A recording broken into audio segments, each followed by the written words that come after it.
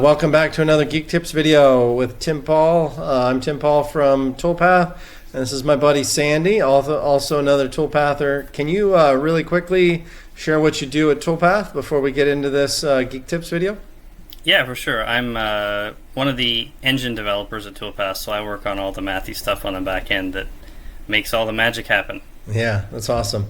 So a little prompt of this, of what we're doing right now is, since I got hurt 4 or 5 months ago, I broke my neck and stuff. I've been in a recliner, and I've been spending a bunch of time designing parts, taking parts I've made in the past, sending them through Toolpath, making tickets for things that should be fixed, things that should be better, and then also celebrating what we've done well.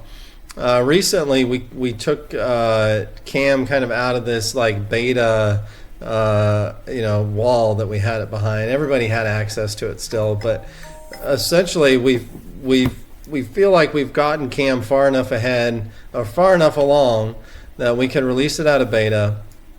And I've been happy enough. I have a Haas VF2SS in my garage, and I've been happy enough with a lot of the results that I've been going out and machining stuff. And then one night, it was pretty late at night, I had this idea. I should offer everybody at Toolpath, if you want to design something that fits within the stock that I have and uses the tool library, and it makes it through Toolpath, I'll machine it in my garage and share the experience. So here we are, Sandy. I think Sandy, in my eyes, Sandy, I think you won by being the first official person that followed the rules. Meaning you got me a Toolpath link, you had a machinable part. Al Whatmo got the first part because he's the CEO. But yeah, he was close second. So I think what we're going to do now is I would love to share our story. So you're not a CAD person by any trade or anything, right? But you know how to design some stuff. You know a good amount about machining through your Toolpath experience. I would love to just kind of show the iteration that you went through, basically designing something for my stock and material. So you want to share your screen and walk through that? Yeah, so just before I do, we're going to show how we made this part here. Yeah. It's a little coaster. And to elaborate a little bit more on my background, I have a mechanical engineering and aerospace engineering background, so I got experience with CAD going through school. And I've used it a little bit here and there over my career, but it's certainly not something I've specialized in. So I'm familiar with how to model stuff, but it's sort of a hobby more than anything at this point. Yeah. So like Tim said, he put out a challenge to everybody to design a part, and he had a bunch of stock. And we have this little mascot that you can see on here. I think his name's Chip, right? Chip or Chippy, I call him. Yeah. Yeah. Anyways, and so I've been having a hankering to make something with him on it for a while. So this sort of jumped out at me as an opportunity. So I decided to design a coaster with our little mascot on it and see if I could do something. Yeah, that's super cool. I think I went through about 4 iterations of the part, so I can share my screen here and go through. Let's see if I can. I think this one is the one I want. Can you see it? Yeah, it's perfect. Right, so this is, so I've got 4 or 5 iterations here that I went through. So this is the first one that I uploaded to Toolpath. So the initial version, I had square feet on the bottom, or square edge feet on the bottom, and when I uploaded it, the slotting here for the mascot was too small. So I was trying to figure out exactly where the limitations were, where it was getting stuck. So the first thing I did was I took out the insets in the hands to see if that fixed it, and it was still tight. So I was able to sort of narrow it down to this spot here and this spot here. And so I went back into Fusion and I measured those distances and figured out how much they were off. And so I was able to basically offset all these lines to make the slots a little bit bigger, and that took me to this. And so these slots are all now big enough to fit the minimum tool size that Tim had in his library. Perfect. So this was sort of the first iteration that was 100% machinable. I had made this bigger, but then I was kind of looking at this and saying, I'm not super happy with these feet. I bet you I could round those off. So then I did a version where I rounded those off, and silly me, I forgot to leave space to actually get into the bottom edge here. So Toolpath shows very clearly here that you can't do this because there's a sharp edge right next to the bottom. So if we could pause real quick. So a lot of people don't think about this. A lot of engineers don't think about this. If I can throw some stones, but sure.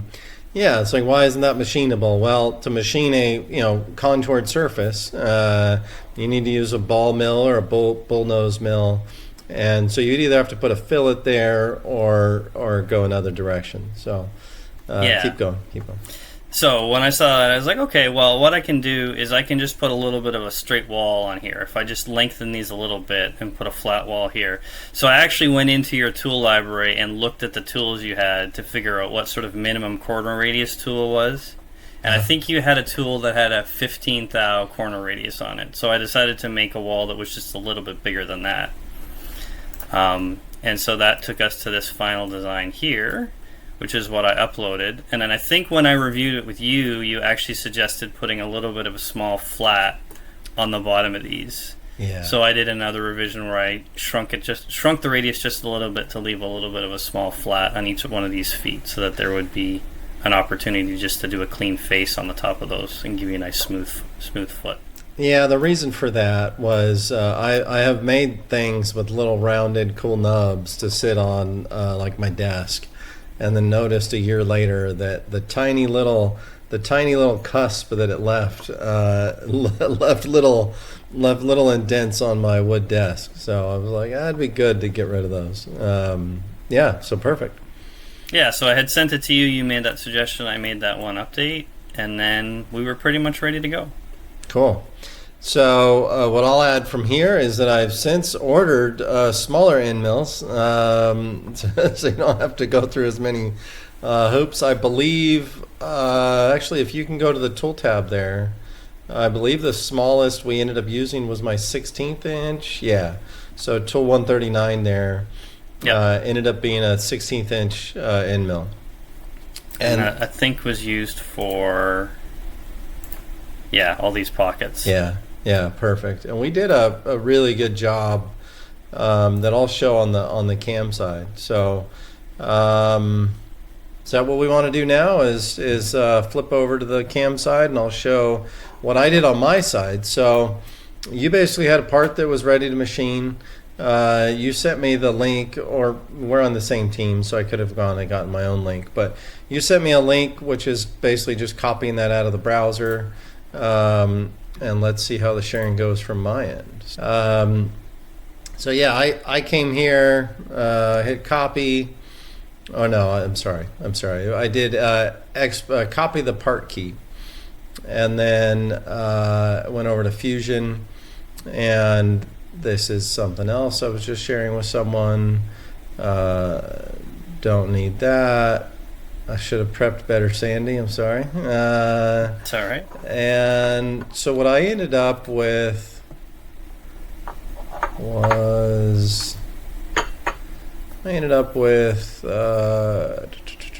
go back to Chronicles, Sandy's part. This is what I ended up with. And I don't want to drag this thing out for too long, but people do seem to like watching some of these long form videos. So maybe I'll show, if we run through this pretty easy, I'll show kind of my soft jaw workflow. But I had to change almost nothing. So let me just kind of start from scratch. We could import into an existing document, but I'm just taking something from you. So I'm going to do a new document.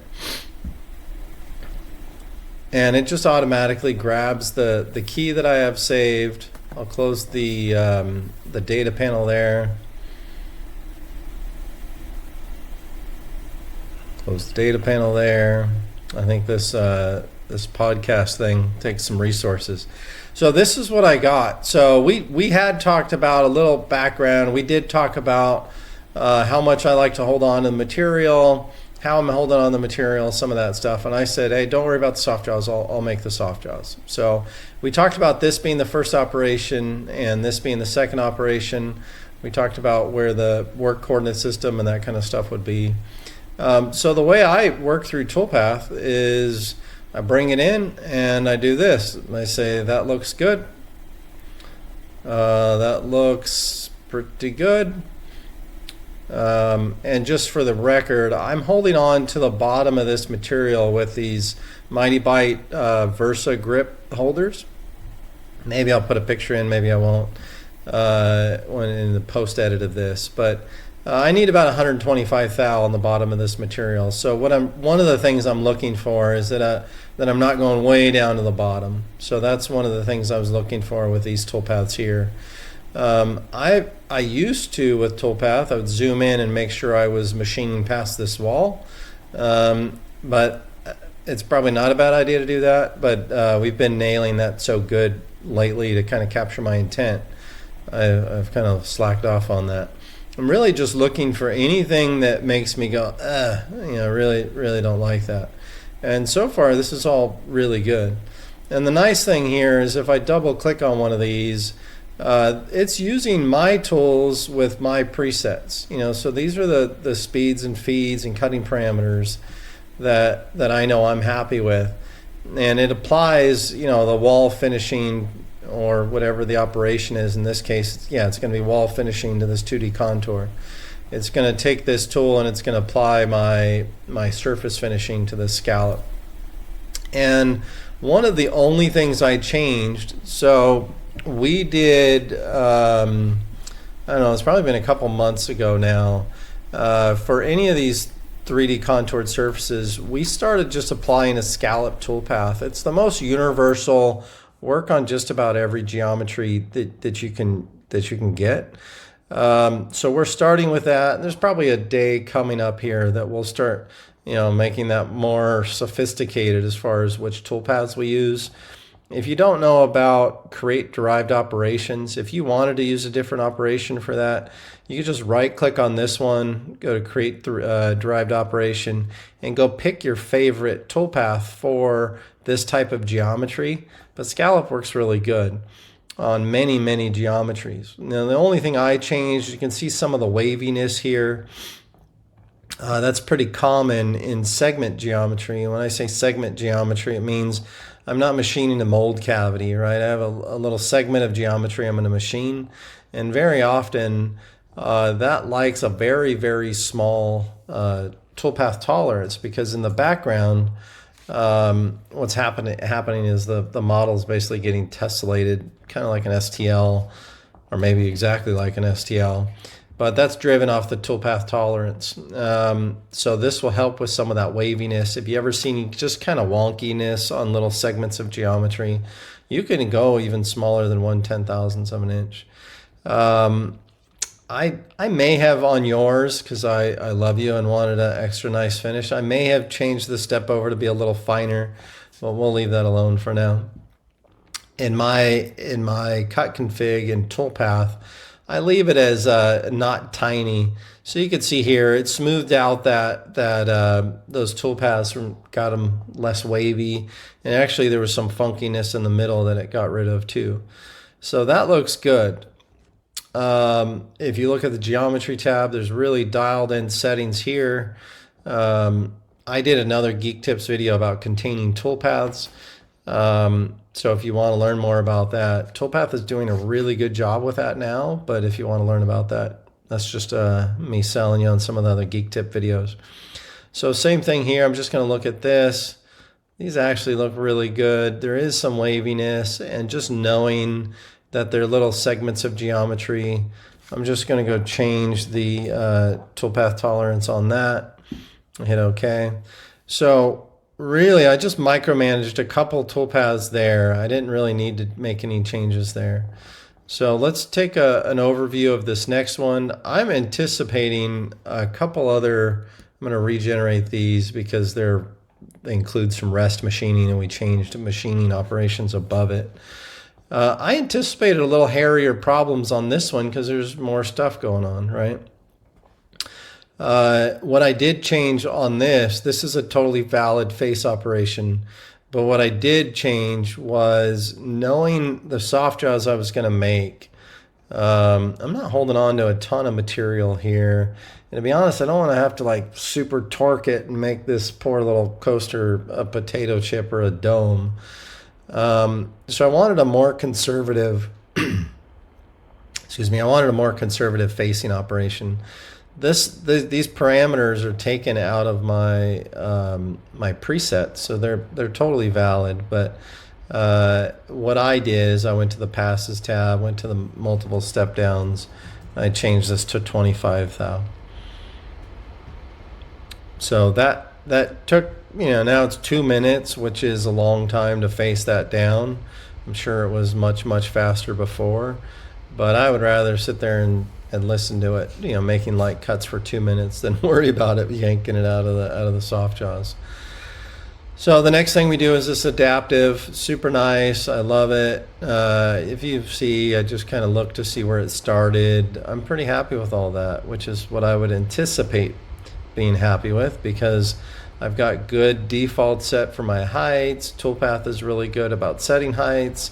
All these parameters came in from just presets and Toolpath magic. So this is something, Sandy, that we've done a little bit better since I made this maybe a couple weeks ago. I like this flat machining because we've kind of changed the strategy on flat machining a little bit.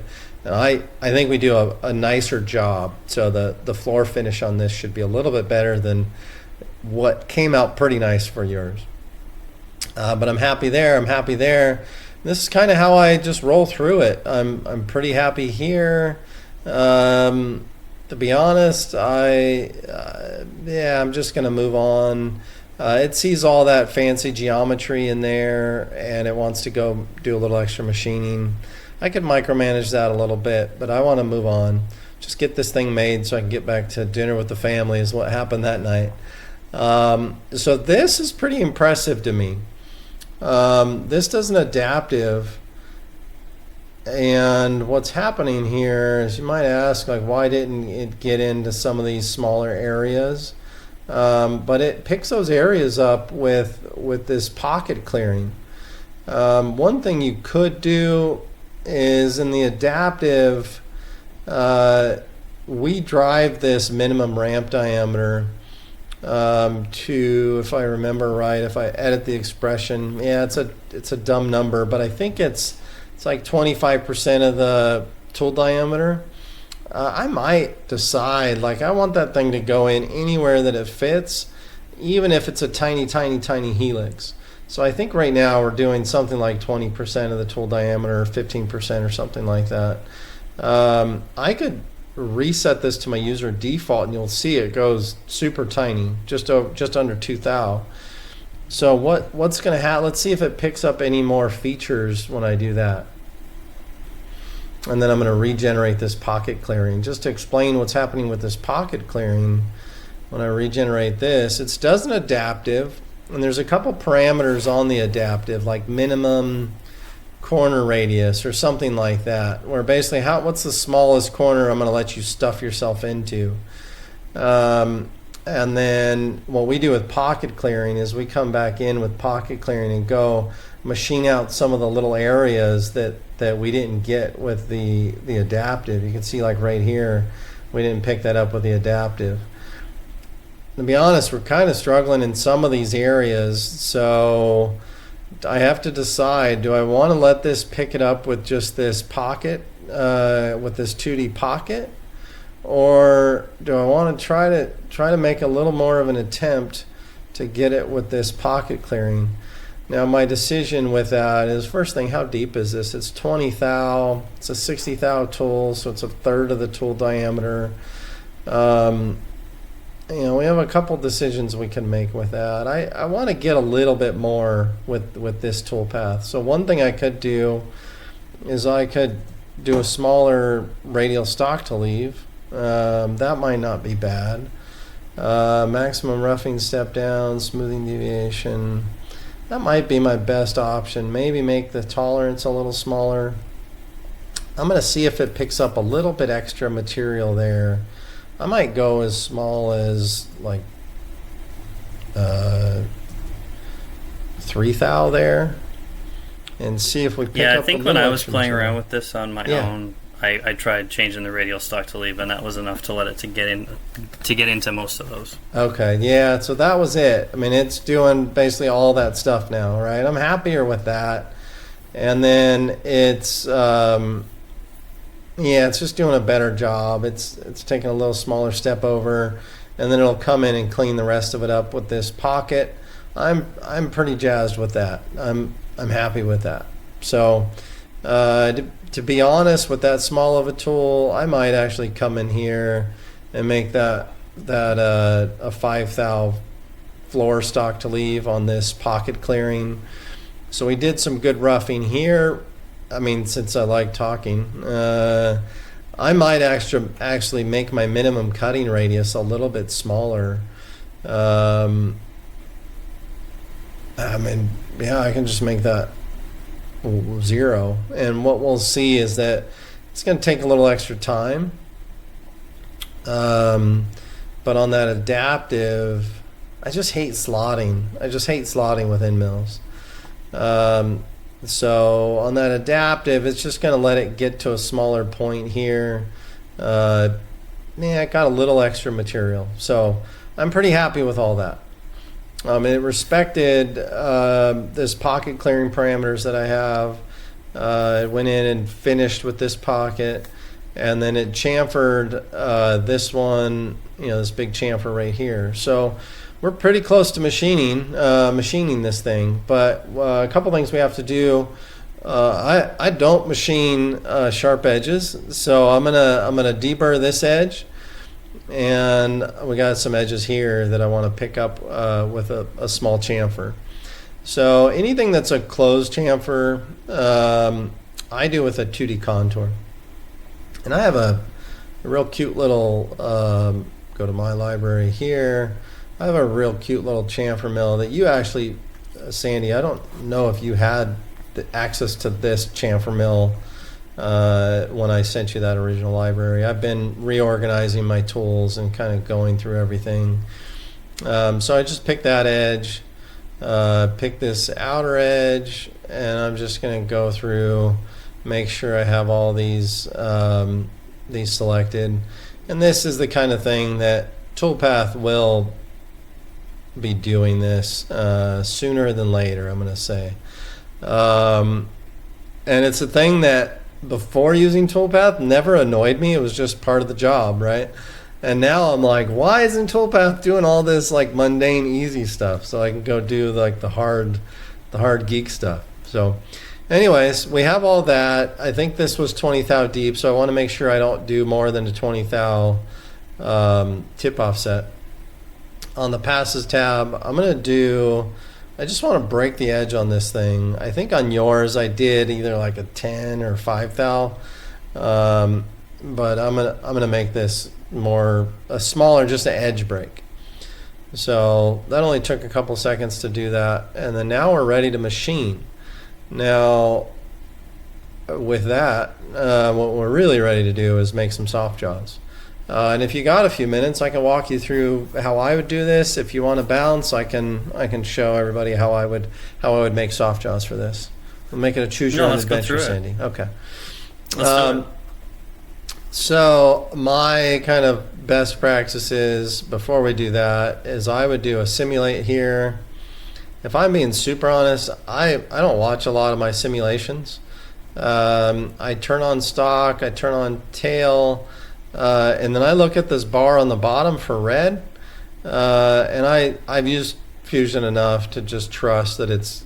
Sometimes I'll do this. I'll just speed the sucker all the way up to let it get through the whole thing. And really, what I'm waiting for is a stop-on collision warning. For any newer machinist, I say go ahead and watch the thing machine. But you don't need to watch the simulation. I don't need to watch it, but I will come back and look at things like this. Sometimes what I'll do is I'll change the coloring to kind of get a feel for the cusp height and how it's going to pick up light and look. And on yours, Sandy, I think this is where I was like, yeah, let's hook Sandy up with a little nicer surface finish than what came out of my defaults. So that's how I kind of walk through simulation. Once I simulate it and it's ready to go to the machine, I personally come here and hit protect. That does a couple things to me, is it mentally tells me that I've simulated that and I was happy enough to go to the machine. So then I would do the same thing here. I would simulate this side. Look for red on the bottom. I don't see any red. I go full throttle on the speed. Just let it go through the speed. Sometimes Fusion doesn't like the super fast mode. But then I come in here. This is where I should have looked at your chamfers. I thought they were too big after I made the part. And to be honest, I probably would have split this one with these. Because I would have wanted these to be small and these to be kind of a nice fat one, so it picks up the light. Now that I see that, I'm going to hit protect on that. That's just my own little hygiene of how I work through the part. But let's get back over the design space and I'll show you how I would make a soft jaw for this. So we made this as the first op, this is the second op. I want to hold on to as much as I can of this with still giving it a little bit for a chamfer tip offset. And if I go over to my work holding project, I have this Chick One Lock vise.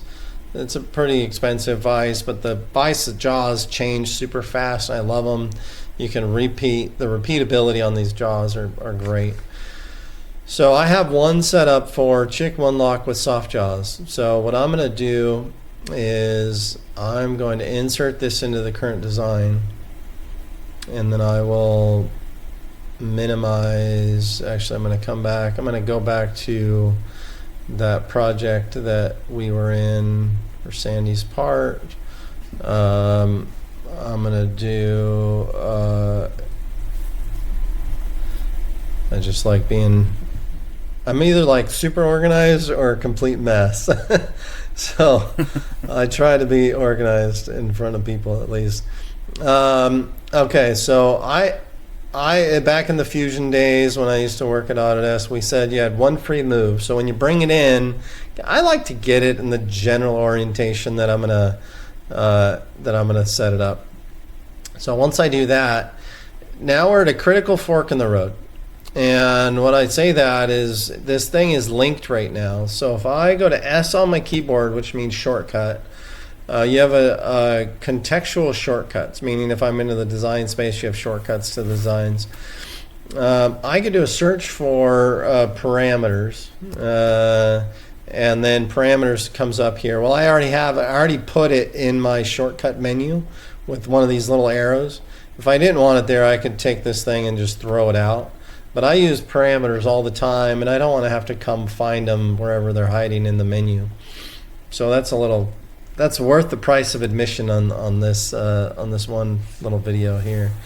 But I'm going to go to change parameters and then pull over from my other screen. You can see I don't have any user parameters.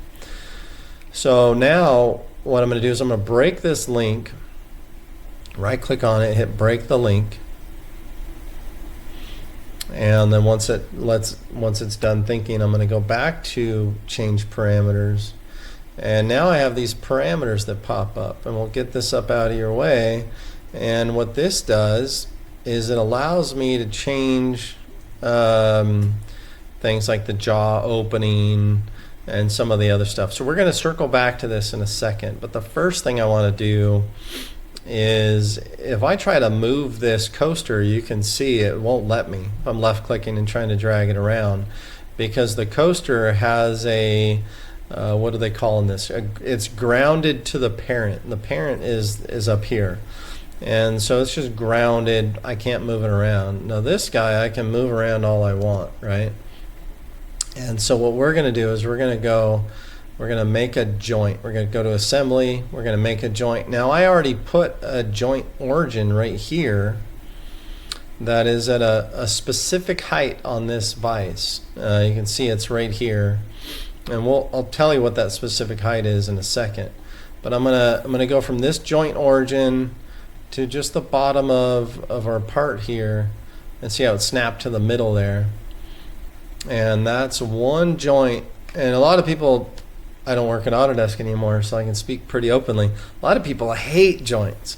But joints and as-built joints, and especially now with constraints, which is more like what we'd expect from SolidWorks or maybe Inventor, this combo is a really powerful combination.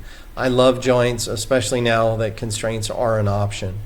But I use joints a lot, and it's a really, really powerful tool. So now when I try to drag this around, it's frozen. It's locked into place, right? And you can see this little joint right here actually annoys me, so I'm going to hide that relationship over here. You can see that. I'm going to hide that. But this is way too deep in my vice jaws, right? Just so you know what's happening with this green is right now in Toolpath, we can't send two different bodies over to Toolpath and have them machine those separately and then bring them back into Fusion. So this is kind of a little cheat code. I designed this so I can send this little assembly, not assembly, but this I can send this over to Toolpath, it'll machine it, and it just speeds up my machining. If I didn't talk so much, we would probably have this thing done already. So first thing I want to do is pull up my parameters, shrink them a little bit, and the first thing I want to do is get this up higher. So I have this parameter set to part depth, right? So that joint origin was set at -0.5 inch. So I'm going to do, I don't know what I'm going to do. I'm going to do -2.5 and see what that does. And that's a little not enough. I'm sure that's not very good English, but I think that basically made it even with the top, right? So let's do -0.2, and that gives me a 50 thou. It's kind of proud of that surface by 50 thou. I can click here and here with my measure tool, or 50 thou. I only need like a 10 or 20 thou a tip offset from my little chamfer mill, so that's going to be good for me. We're in a balance between giving enough for a tip offset and hold on to enough to not pull it out of our machine, right? The next thing I want to do is I want to move these jaws in so I have something to hold on to. And I'll do change parameters, and that's here, jaw spacing. I don't know what I want that to be. I'll do 2 inches. And Sandy, when I was making yours, I was working late, and I forgot about the nubbins. So I think I did 2 inches, and I had to go make 2 steps, one to clear the nubs and one to clear the part. Because what I did is I did one to clear the part, and then cut the jaws, and it was like, crap, I forgot about the nubs. To save everybody the hassle of that, all I need to do is make that 2.3 and I would have been fine. So that's what I should have done. That's not what I did on your part. But so with this, I'm pretty happy. I'd be happy with that. So how do we make the part from here? I'll explain the spacer height for anybody that cares. This is just the spacer that I use to hold my jaws apart. I can make that 1 inch. Mine was probably closer to 1/2 inch or something like that. But this is just to show I don't want to be cutting down there because that's my spacer, right? Okay, still a lot of talking. Sorry to yap so much. But the next thing we want to do is we want to, if you kind of look down through how I organize this, is I have a higher level assembly vise. Inside the vise, I have these one-lock jaws that I clearly did something dirty with. But down here under soft jaws, I have cut jaws and uncut jaws. So I'm gonna hide the uncut jaws for now, and I'll explain that more in a few minutes. But then we're going to come up to the soft jaws and activate that, because that's what I'm ready to edit right in the CAD side. So let's create a sketch on the top side here. And then what I want to do is I'm going to go S on my keyboard, because project is one of my more common tools. I could have hit P as well. And then I'm going to grab this outer edge. Now I could probably have done just the body. What would happen if I did just the body? Click on that. Yeah, pick the wrong body. Click on that. Hit OK. And that gives me that outer edge that I wanted. Now this is going to be really hard to reuse this soft jaw later because to probe the center of that without stock in there, it's going to be kind of hard, right? So what I want to do is I want to put a circle here of 0.5 inches, and then I'm just going to make a probing feature. So my Haas machine has a work probe that I can later come back and locate this thing. So if I ever have another job that has this, actually, if my intent is that these are the same, why wouldn't I just make those the same? That's another little tip. So this FX is saying if I change this now, if my design intent was for those to match, just go from here and click on that, and you'll get that. You don't want to click on it 2 times, but my real intent was to put that at 0.5. Okay, so now what I'm going to do is, for now, I'm going to hide your coaster, and I like this bore feature to be as deep as my pocket. And so for the part, and then sometimes we miss this little chamfer there. So we're going to cut that, and we're going to cut that, and we're going to drag it down, which starts a cutting operation. Now, how deep do we want to go? Well, we've got a few things. We can remember how deep we wanted to go. We could use that parameter for how deep the part is. We could turn this part on. We already cut through your part, made it disappear, right? So what I was really trying to show everybody here is objects to cut is a powerful tool that not a lot of people know about. So if you expand the objects to cut, you can deselect our coaster, and now our coaster shows back up. We're not going to code it. We're not going to cut it to disappear, and then we'll do a extent distance to the object of the flat surface here. Hit OK.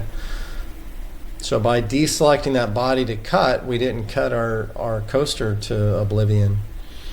And because I'm a civilized human, I am going to add a chamfer to here.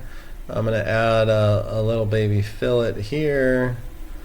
If you don't add a fillet here, there's a really good chance you can leave a little witness mark on your. If I get that out from the browser, I'll be able to select that easier. This is one of the things I do like about Fusion is the ability to look through, grab edges through a part. So I'll add a little fillet here. If I left that sharp, there's a good chance I'll have a little witness mark on that jaw. Let's hide this, and this is probably a 10 or 15 thou chamfer. So I will add, we're almost done for anybody that's tired of hearing me talk. Add a 10 thou, and it's actually going to be a 15 thou chamfer. Not a 50, but a 15. No, not 150. Sandy's letting me go off the go crazy. So that match is nice. I'm happy with that. And for some reason I didn't chamfer that. So I don't know why that is, but if I hit command on my Mac, I can include that. So to be honest, I would do some engraving, say what diameter this is, say where this is and all that, but I'm going to save you guys that. Hopefully you guys know how to do engraving. But here's the cool thing, and the toolpath workflow is that now that I have this ready to make toolpaths on, to be honest, it's a pretty quick Fusion workflow. But the more and more I use Toolpath, the more annoyed I get with doing simple stuff in Fusion. So let me show you the kind of workflow that I've come up with, and I've cut quite a few soft jaws with fairly recently. I'm going to hit save again. I'm going to say made soft jaws. That way I like to drop in a little bunch of gold nuggets along the way. So if you didn't know why you would want to save versions, I'm hoping I saved that there. Maybe I didn't. Maybe I put it back in here. Okay, that was saved here. I forgot to move it there. So the reason I like to save versions is sometimes I get down this creative path and think, oh man, I made a mistake. I wish I could go backwards an hour. Fusion was the first tool that would let you. I can go back to this time and say open this, or even copy it and save it out separate.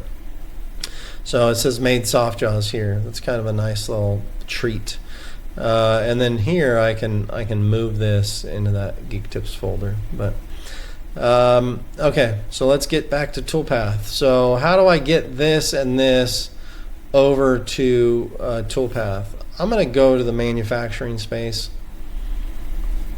hide this and this, and I'm going to do a setup. And what I'm going to machine is this. This is what I want to machine. Let's hide some stuff up here. So we're going to hide, man, we already did. So I want to machine those, and the next thing I'm going to pick a stock from solid, and that's going to be the uncut jaws. And come back here, and where do I want to set my WCS?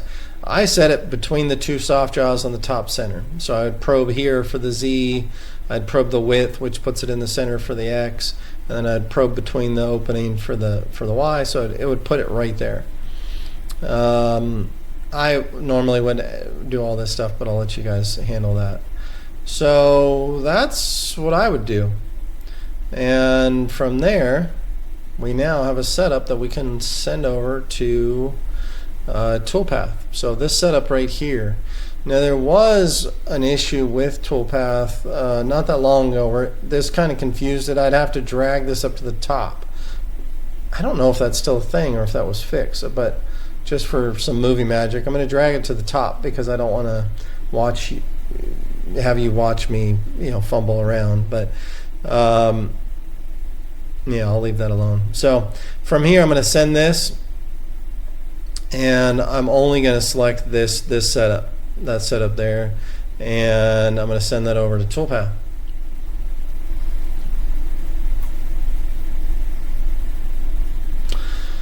So from here, what it's going to do is it's going to load it in Toolpath. Just take a second. These screen recording things do take some resources. And this is actually going to, just to kind of set some expectations, this is my my new cut config that I just recently made. It's going to add some extra toolpaths that I don't want, but it's pretty damn easy to delete those out of Fusion when I get back to Fusion. Sandy, I'm sure someday soon, will make it to where if there's no stock here, it's not going to try to machine it. But for now, it's going to do it's going to add some toolpaths to this surface and some other stuff. But in some short amount of time, this will be ready to send back to Toolpath. Did you have any comments, questions, concerns? Want to profess your love to me before we move back over to Fusion, Sandy? No, it's interesting to see the soft jaw flow. Some of the stuff that you showed with joints, we have sort of, we're trying to work on integrating in our more standard workflows. So yeah. We're doing some pretty rad stuff with work holding for 2-axis, 3-axis type work. I think what's the absolute fewest mouse clicks I can take to get there. So anyways, while I took a drink of my water and Sandy and I were chatting, this says it's ready to send over to Fusion. So there's one setup from that operation. It's going to use my tool 10, which is great. That's actually not great. I'll show you why in a minute. Tool 21 is great, and my chamfer mill, which is great. The 10 I'm just going to delete out of there. Strategy for anybody that wants to know, this is what it wants to machine in that setup if I hover over that. So around the outside and all that, that's the stuff we're going to delete, all this stuff. So I don't care about the estimate. I'm going to hit copy the key. Not there. I'm going to go to Fusion, hit OK. I have no good reason not to bring this into the current document. To be fair to everybody, I have a habit of doing new document because I'm testing Toolpath so much that I just want to keep clean documents. But there's no reason I wouldn't bring that just back into this document, right?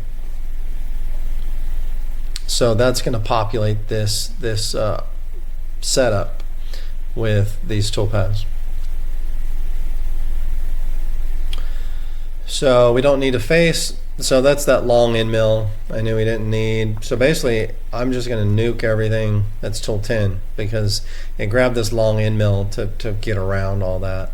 I'm just going to highlight all that and nuke it. Now we get into the good stuff. This is a smart adaptive toolpath. Actually, we're going to hit undo, and we're going to see what machined that. Then we're just going to change the I got a little overzealous there. So we are going to nuke this. We're going to see what this comes up with. We're going to nuke this. Definitely don't need this scallop. I mean, it's just basically doing what we asked it until Toolpath gets a little more mature with this, right? And so this will be valid, and I'm actually just going to get ahead of it and change this to tool 21. Tool 21, adaptive. I'm going to give a real quick look here. Yeah, that is my expectation, that it just machines those. And once that generates, we should have ready to machine soft jaws. So I work pretty quick with Fusion. I work pretty quick with Toolpath. The thing that's happened to me with Toolpath is that I've gotten kind of annoyed of doing just basic toolpaths, where now most of the only thing I do is like the dork stuff, like do some fancy 3D stuff. Focus more on work holding, on like machining, really tight tolerance and stuff like that. So this looks great to me. We got a great adaptive. We have this flat machine, 2D contour, bore that, finish that, chamfer that like a civilized human, and chamfer that. I can delete that. Okay, and that's how I do my soft jaw workflow. Let me get back over to this. I'm going to stop sharing. That's the magic. We're 48 minutes into that, and most of this is talking, right? So that I don't need to gush, Sandy. You're one of the big brains behind Toolpath. I've used 7 CAM systems in industry. 2 of them had some sort of auto something tied to them, and they kind of broke me of wanting to automate my toolpaths. And I'm pretty excited to be a part of what we're doing at Toolpath. A year ago when we were at IMTS, I think last week a year ago at IMTS, yep, we were pretty open with people, like, hey, poke around with the CAM automation, but it's not really ready for prime time right now. And we still have a long way to go. We're going to have a long way to go, like every CAM system still has a long way to go, right? But I'm freaking stoked with how fast it went from you designing that part, learning from the designs of that part, because you could see the tools and all that. You could see what was like machinable, not machinable, and how fast I made that on my machine. I was really excited about it. So I'm glad that you were willing to share publicly kind of that story. I'm thinking about doing this for our Insta-Machinist friends. Let them loose on my machine. I can make something for them. We'll see how that goes. I need to work out some logistics of like sharing my library and some of that stuff. But thanks for being the first test dummy on that. Go. Yeah, I was just gonna say, like, it's for me, it's really exciting to see something go from an idea in my head to actually holding the thing in my hand, and it's not something I've had a huge number of opportunities to do. So yeah, this was super cool for me. The invite is open to all Toolpathers right now. It's you can keep getting back in line as much as you want. We've done a few other projects for other Toolpathers, and we'll see if we go public with this. It's my little baby, my very expensive little baby out in the garage that I'm pretty protective of. But this has really changed my perspective of how we should be machining parts. So I don't think we need to make it any longer if we want to wrap it up. I'm going to thank you for your time, Sandy. This was fun for me. Hopefully it turns out to be a useful video for everybody else, and we'll go from there. Yeah, well, thank you for making the part. It was a fun ride. I enjoyed designing it. Cool. Thanks, buddy.